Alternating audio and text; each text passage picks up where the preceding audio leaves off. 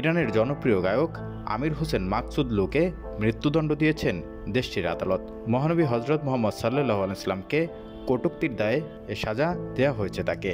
রোববার ইরানের একাধিক সংবাদ মাধ্যম এই তথ্য জানিয়েছে। এক প্রতিবেদনে বলা হয়েছে, ধর্মীয় অবমাননা সহ অন্যান্য অপরাধে আমির হোসেনকে 5 বছরের যে দণ্ড দেওয়া হয়েছিল সেটিতে আপত্তি জানিয়েছিলেন প্রসিকিউটররা। তাদের আপত্তির বিষয়টি গ্রহণ করেন সুপ্রিম কোর্ট। তার বিরুদ্ধে মামলাটি পুনরায় চালু করা হয় এবং মহানবীকে কটূক্তির দায়ে অভিযুক্তকে এবার মৃত্যুদণ্ড দেওয়া হয়েছে। তবে এই দণ্ডের বিরুদ্ধে আপিল করতে পারবেন এই গায়ক। 2018 সালে তুরস্কে বসবাস করছিলেন আমির হোসেন। 2023 সালের ডিসেম্বরে তাকে ইরানের হাতে তুলে দেয় দেশটির পুলিশ। এরপর থেকে কারাগারে 37 বছর বয়সী এই গায়ক। শরীরে অসংখ্য ট্যাটু আমির হোসেনের, এজন্য ভক্তরা তাকে তাতালু বলেও ডাকেন।